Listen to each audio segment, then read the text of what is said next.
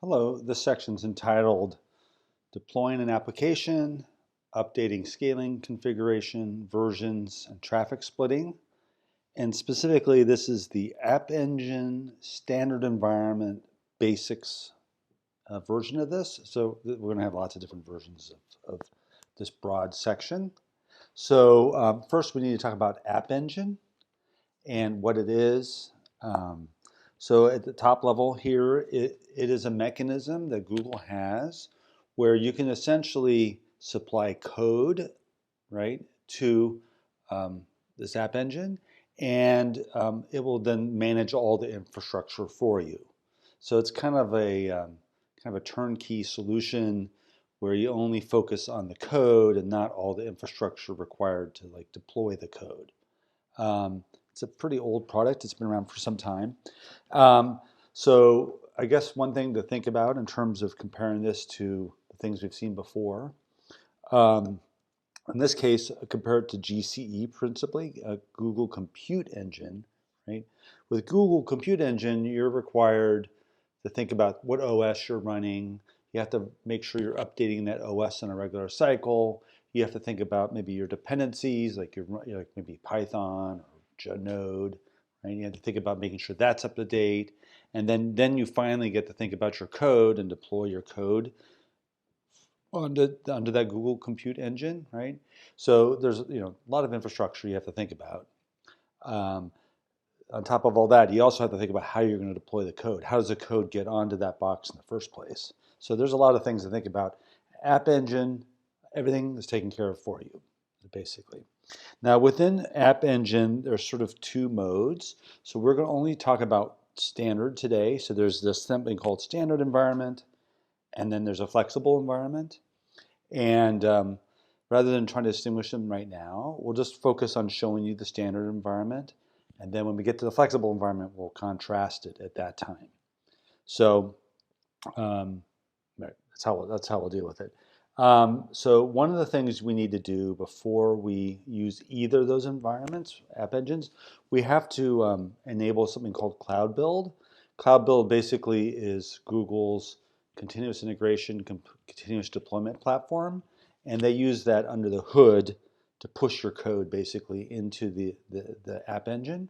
So we need to go to our main project here, like I just did, and we need to go to, I believe it's under here, it's under, where is it? Actually, I'm already spacing out. Actually, the easiest way of doing this is I just go to here, Cloud, Build, go to here, and I guess I have to, okay, never mind. I've got to find the API thing. So where is that at? That's under API Services, Library, Cloud, Build. But find it, click on this, because I'm pretty sure it's not enabled yet. So, okay, so you have to enable that first. I'm going to pause the video because this takes a minute, and then we'll come back.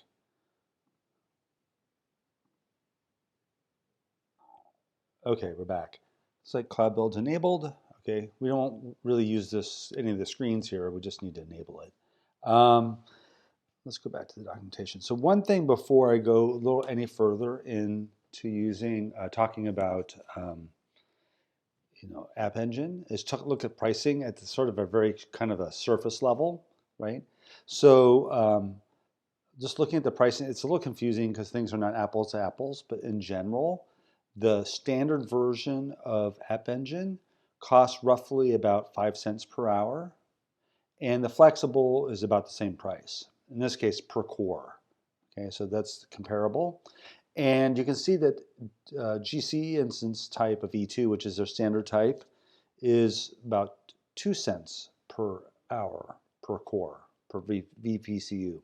So you're basically paying double to take advantage of some of the tooling that Google provides in App Engine, which, if you're not running a lot of compute, you get a lot of bang for your buck with App Engine. Okay. Okay, so the next thing we want to talk about is more about the standard environment.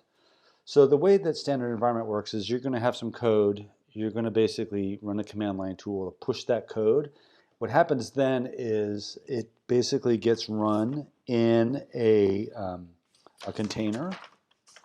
So let me get myself right here. Yeah. So basically, Google will spin up a container, your code will load in it, and you kind of get your isolated environment. Your code will run kind of in an isolated environment. And if you think back to the GCE instance, GKE, the Kubernetes cluster, right? That's kind of like what the pod does for you. It kind of creates an isolated network, an isolated disk, and then you just run your code inside of that container. So that's very much like a pod in the world of Google and Kubernetes and GKE. So that's essentially what we're going to be doing is deploying our code inside one of these containers. Now, there is some terminology we need to know around Google App Engine. And rather than reading it here, there's a nice diagram here. So let me open this up quick. And let's see if I can get this diagram right. So the way this works, and we'll go through it and then practice, right? What you do is you enable an application, and you can only have one application per GCP project. So when you basically activate the application, you're just basically turning on App Engine for that project. And then within that application, you can actually create multiple services. So you can actually have different code bases. They can be different languages. So these are the next level of this hierarchy. And we'll go through an exercise of creating 2 services. And then within any particular service, you can actually have multiple versions of that service. And they can be running simultaneously. And so you can route traffic to different versions of a particular service. And then any given version will have one or more instances, and that's part of the scaling. It can scale up and scale down depending on the traffic. So that's the hierarchy of sort of resources within the context of App Engine. I think that's really all we need to do before we get down to business of, yeah. I'm going to pause the video for a second and get my notes straight. Okay, so we're going to switch to the hands-on portion of this. So how about this? Okay, so the next thing I'm going to do is go close this down. I'm going to go into App Engine. I've already pinned it here so I can find it easy. If I go to the dashboard, it will say essentially that there's not much to do here other than push this Create Application button. So we'll do that. So the first thing you'll notice is that applications have to be created in a particular region. And again, there's only one application per project. So, whatever you do is going to be only in one region. I'll just use the default. I push Create App. In this case, you're specifying, again, different services can be run in different languages, but for now, I'm going to use everything with Node. The first, and I am using the standard environment, not the flexible environment. We'll come back later and do another whole series on the flexible environment. And this is a little confusing to me, to be honest, right now, because normally the language is specified at the service level. So it's not talking about services. It's a little confusing, but we'll continue. Okay, so and I think actually the purpose of that first choice was basically to tell you what documentation to go to be honest. I don't think it actually changed that. Anything specifically in the app is not tied to that language. It's just the documentation that they give you afterwards. Okay, so the application is set up, but if I was to go to compute, Compute Engine, of course, I'm not running any instance. There's no, VM instances because nothing in the world of App Engine, at least for standard, creates new VM instances. It's all running on Google's infrastructure. Under App Engine right now, you can see that there's no services. There's not a lot going on here. If you go to all these screens, there's no instances. There's basically nothing here to look at, right? So everything you do, at least initially, will be run from the command line. So let's do that. So let me get myself right. Okay, so what are we doing here? Yep. Okay. So what we're going to do is look at code, actually. And I'm not in the right project, of course. Okay, let me pause the video while I get myself organized. Hang on. Okay, I'm back. So I'm in the right folder now. I'm in the basically the documentation that backs the videos. And I go to the folder that has the video that we're talking about. And I've created a folder called My App. Right. And I created a folder called Default. And we'll see why there's two different folders. There's two different folders. One's called Default and one is called To. Hint, one is the default service and one is another service we'll call To. But we'll get to that in a minute. Okay, so we're going to talk about what's in this folder here. Okay, so go back to the documentation. So here we're talking about basically our main interface to using App Engine is writing the code, and then we just push the code. Now there are some requirements that you have to write your code to to interact with Google Cloud Engine properly. And these are language specific. So if you look at the documentation on App Engine, there'll be a whole section on Node with all the specifics around Node. If you're using Go, there'll be another whole thing on Go. So, but there's some commonality between them, but they are all specific to that language. So we're going to use Node. It's just basically simple JavaScript, super easy to understand. So it's a good choice. So first of all, the general pattern here is that when you're writing your code, you're going to specify somehow language-specific dependencies that your code needs, like other third-party libraries that have to be downloaded as part of it. So you don't need to upload those yourself typically. You just to specify in some way how those dependencies are provided, and then when you deploy the code, App Engine will download those dependencies. So in this case, I'll just go with them one at a time. With Node, the way you do that, there's a file called package.json. So this is just this is a straight up basic package.json. Right? I didn't do anything. I just basically let npm init created the package.json. I didn't make any changes except for a couple. So one is I installed the dependency of Express, just to illustrate. That's a common JavaScript library for web serving. So I installed that using npm, added this. So that's how you do it for Node. Okay, different languages have different ways of expressing that. Next thing you know, the App Engine needs to have a standard way of knowing how to start your application. And again, that's language specific.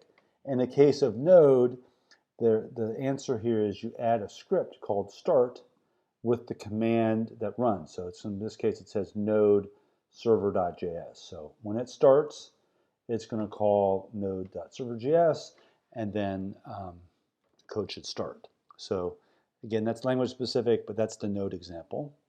Another common pattern is your code that's running, right? It's going to be running a web service, right? It needs to listen on a particular port, and that port is not guaranteed to be the same all the time. So the way this works is that App Engine will provide an environment variable called port, right? So in this case, you need to listen on the port that it's on this environment variable. So you can now look at the code. I guess you can't really see it in this, but if you look at the server.js, we'll come back to where this code came from, but there's this line right here. Basically, I'm reading the port out of the environment variable. And again, we'll come back to this code in a minute, but that's another sort of broad pattern you have to worry about. And then you have to specify this app YAML file, and we'll come back to that at the end of this too. So those are the kind of the core requirements, and this is specifically for Node. You saw the steps I did to basically fill these requirements, except for the app YAML, which we'll talk about. So how I did this, I started off with just your classic Express Hello World app, right? So this has nothing to do with Google, right? I copied and pasted this into my code, right? and then I made the required changes for the Google App Engine, right? Specifically the port business. So matter of fact, if you look at server.js, you can see this. If you look at this, this is exactly the same code I used, except for I came in here and I said the port will be process environment port if it exists, otherwise it's 3000. So since App Engine will always provide the port, it's going to run on this port essentially. Okay, so nothing special there. Let's see what else we got. Close that down. Okay, so the only other thing left here is, let's talk about all the files that are in this folder. So we talked about the code, where it came from. This package JSON and package lock, that's just standard npm init, and then you install things, and this is nothing special with Google here. The node modules get created in this automatically by npm when you install dependencies, and we'll talk about what happens with this folder here in a minute. And then app YAML is the only thing we haven't talked about, so let's look at that file. app.yaml. So in this case, all you need to do is specify the runtime container that just code gets pushed into. So here it says this code is essentially Node.js, and it's version 14, and there's different runtimes. There's Go, Python, whatnot, Java, right? So in this case, I'm telling it that this is Node code. Okay? Now there's other things you can add to that file, and we'll get to some more of those later, but that's enough for now. The next thing we need to do is, now we got our code on our machine, we need to somehow deploy that into our application, or our Google Cloud application, basically into our application that's part of App Engine. Okay, so what do? We type in here. Now, one thing that's important to notice here, because I've not, in this app YAML, we'll look at later, there's a way to specify the service, a different service than the default service, right? But we're not providing anything here, so the default behavior is when I deploy this code, it's going to become the default service, because I haven't specified a service entry here.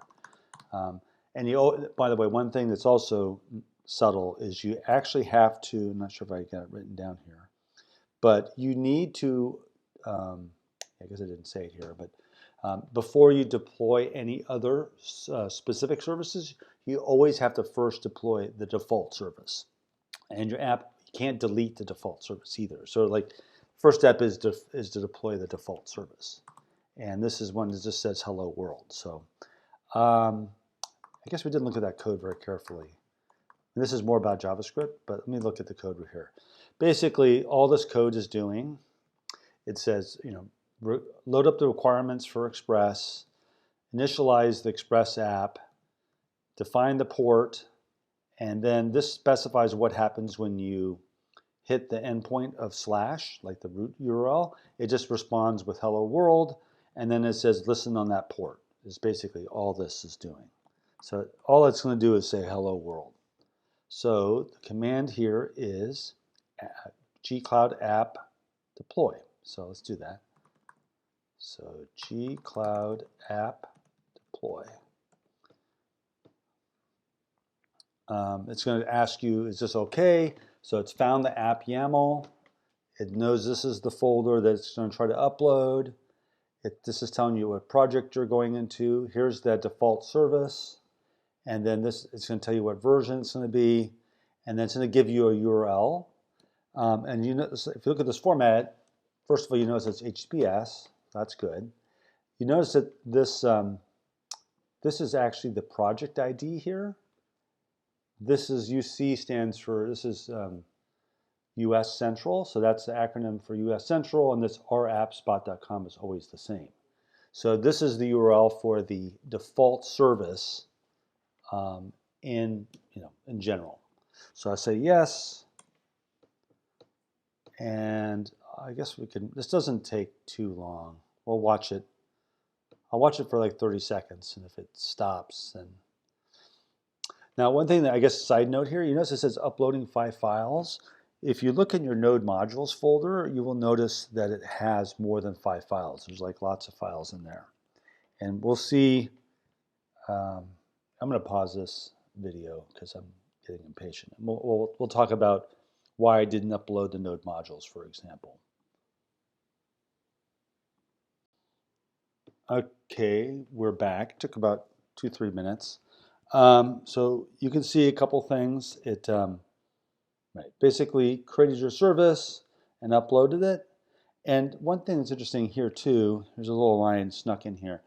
It actually created a new file for us called Gcloud ignore file.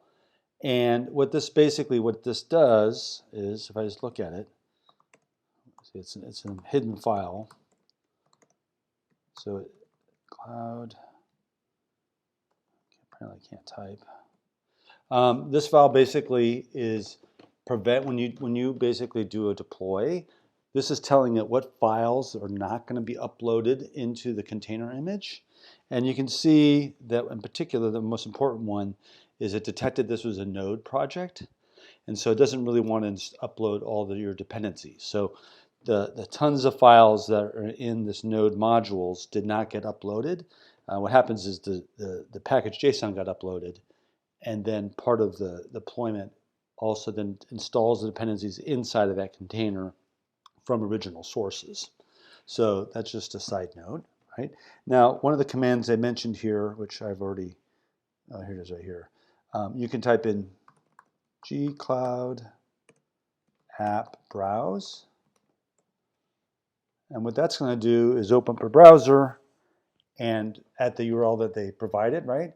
And you can see that here I can actually see my hello world, which is what the app basically output. So I hit reload, it's just a convenient way to bring up the URL. I could have just typed this in directly. Okay, so that is, now I guess we should look at here now is what does this look like from the perspective of the GUI here, right? Now that we've done something, we've deployed a service, the default service, right? We see more data here, right? And I think more importantly, we can look at services. You can see now that we have a single service called default. We have one version and we know when it was deployed, right? And then versions, you can see, of course, it's basically saying this is the version that's being served, and it's basically got all the traffic. We'll talk about this traffic allocation separately, right?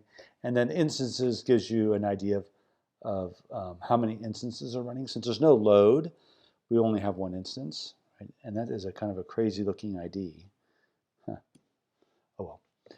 Okay, so let's go down. What's the next step? Right, so I think we talked about this again. The format of the URL is going to be HTTPS, project ID, region ID, rappspot.com. Later on, we can talk about how you might use a custom domain here too. That's another possibility. Okay, so one of the things we want to talk about here now is we only have one service, right?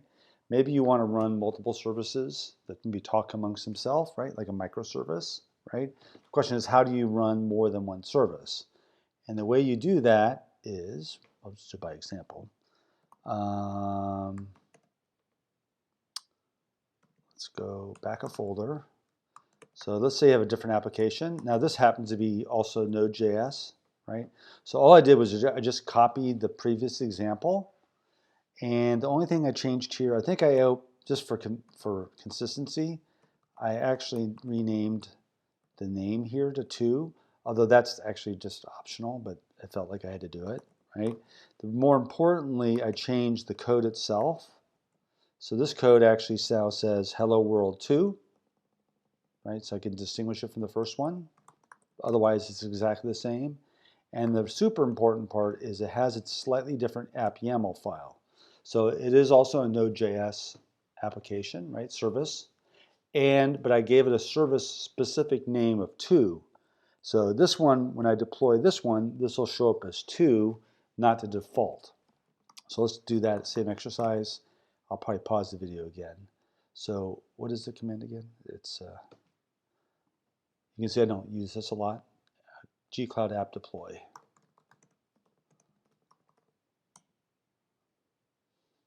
It's going to basically tell you what it's going to do. Most importantly, the target service here is 2. And then the format here is interesting. What they do is the naming is kind of interesting. They put this dot here. So it's 2.training main, right? So I guess the idea here is they're not generating new subdomains. So this is kind of a poor man's way, I guess, of just inserting a dot, I guess. So this is basically the 2 service, and then this is the name of the project. So I say yes, and I'm going to pause the video until this is uploaded. Okay, took a minute or two, and that was done. Okay, so what's next? So I think the way we can browse to it is, I'll just copy and paste. Talk about it. So it's basically you run Gcloud app browse, but then you give a -s for service, and you say 2. And that should pop up a browser window, hello world 2. So now, and you can see that URL really is 2.training that. Now, one other thing you can do is you can actually have different versions of this running. So let's go back to here and refresh the screen. You can see that we have one version, right, of the service, right? And let's see the versions. Let's see what we see here. Service 2, right? So you can see the versions. Now what I'm going to do is we're going to deploy a different version of the app, maybe of 2. Now I guess one thing we can do here before we do that is I can actually type in and see if this works. I'm kind of going slightly. Haven't practiced this, so I can do 1-.-2. Right, and see this still resolves. So this is the format here where you can say, if you want to do a version specific, you add a version -dot dash, and then you have the rest of it the same. So there's only one version of this. So let's deploy a different version of this and see if we can get this to distinguish between the 2 versions. So I think the way we do this is in 2, I first need to make something code change so I can tell the difference. So I'm going to go to hello 2 v2, or yeah, that's probably fine. And then I made a change, so all I got to do is deploy again. So Gcloud app deploy. This should create another version of it. Well, we'll try it. I'm going to pause the video for a second. Okay, we're back. So you can see now that this thing deployed, right? And we can go back to the UI here, go to 2, and now we can see there's actually 2 different versions. And you can see now the traffic now is being 100% allocated to this instance, right? Which is the new version. That 24 probably matches up with this number right here, right? And I can then do the, what is it called? It's Gcloud browse. I can probably do this. Gcloud app browse 2. Curious to see. There's app version 2. Now, now the question is, could I actually browse to the old version using the? Now I think I made a mistake last time, by the way. I think the version that you have to use is this string. So if I want to go to the old version of it, this is a complete attempt at something here. If I want to go to the old version of it, I can't do 1 dot because that's not a version ID. It's actually, let's see if this works. Aha, that is it. So the version identifier that you use in the URL is actually the version that you see here in the UI or what's output when it tells you the version identifier, right? So you can, anyway, so when I did it the first time, I used 1, And I think the default behavior, if it doesn't recognize a version, it defaults to the current version. So again, if I go back to here and just type in 3.2, it will show you the latest version, right? I have to actually specify a proper version number to get the old version. So that was an interesting sidebar. Let's see what else is there. Yeah, I think that's really all we were going to cover in the basics. So as a recap here, what we did was we went through, we created, turned on App Engine by essentially installing the app, which doesn't do a whole bunch. We deployed a default service.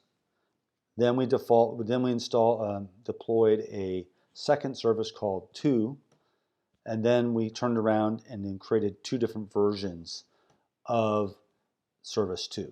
So service 2's got 2 services, versions, but the default only has 1 because we only deployed once to it.